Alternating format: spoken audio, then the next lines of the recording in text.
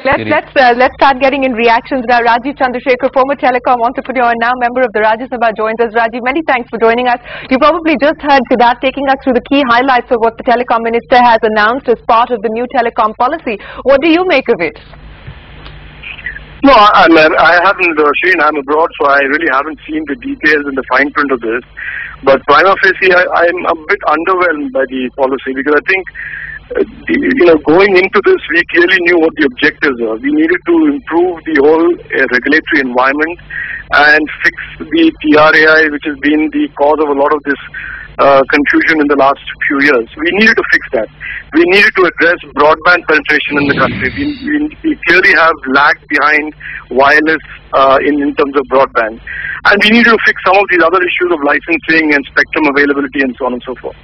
Now, I think what the policy seems to have done is essentially address the issues that are emerging from the controversies of the past few months and years, and not really lay out, as I would have hoped and expected, a real roadmap for a more unified, much more holistic approach to growing telecom in the country. And telecom is not just wireless. Telecom is broadband. Telecom is about attracting investments into broadband. Telecom is about fixing this pain of having a TRAI that it speaks with both sides of his mouth all the time, and fixing this whole independent regulatory framework. And we needed to have addressed these fundamental issues in the policy, which I think, from what I read on the net and and hearing, we have not, and that would have been a lost opportunity, I believe. Okay, so that's the lost opportunity as far as you're concerned, but let's talk about what he has actually articulated and announced, and that is really doing away with domestic roaming charges, and also this business of what he has, and I'm using his words, spoken about encouraging refarming of spectrum. So while the speculation was that the government will finally come out with the details of how that spectrum will be refarmed, but the fact of the matter is that Kapil Sibal used the word encouraging refarming of spectrum, which seems to suggest that it will be voluntary as opposed to being made mandatory by the government. Yeah, I'm notwithstanding the bottles of champagne that will be popped in some quarters on this. I don't believe this is a policy issue. This is really an administrative issue. For example, this One India, it's a 15-minute administrative decision to say that we will essentially bring roaming down to rates as Europe has done recently. So it is not really part of an architecture of a policy that will sustain the sector for the next few years. It is something that can be done very quickly.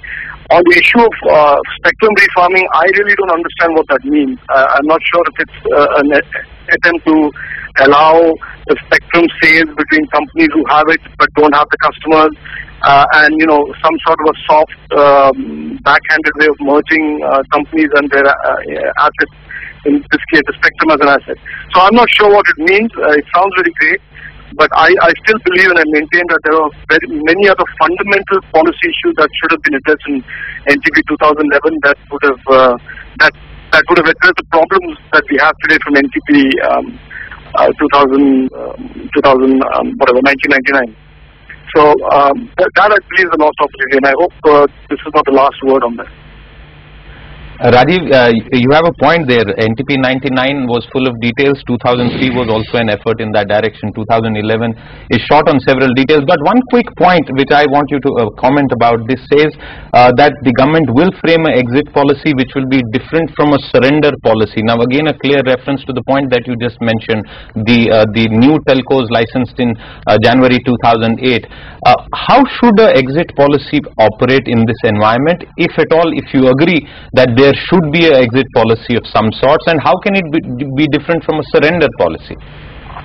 No, you see, I believe a lot of these nomenclatures have been inserted by the TRAI to make life completely inexplicable and difficult. This is a free market, and I believe there should be no restrictions for investors to invest and exit.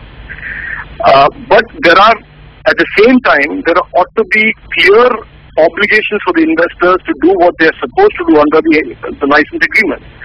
So you can't have a situation where companies that have not met their rollout obligations are being given an exit policy. Now, it cannot be the government of India's telecom policy to provide for exit policies for investors. Investors either make investments and succeed or they fail. This is a market issue.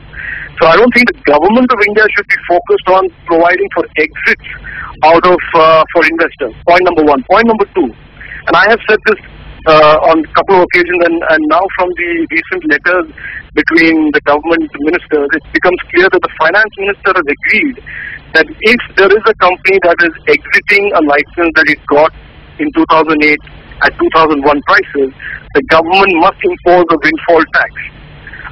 And the government must get a fair share of that profit. So I would argue that A, there is no need for exit policies for investors. If they have made a bad decision, they have made a bad decision. That's what free markets are all about. And second, if there is an attempt to get out of the Nripen Mishra recommendations of no M&As, then that should not be a windfall to the investors who got these licenses in 2008 and 2001 prices without sharing part of the gain with the government and the exchequer.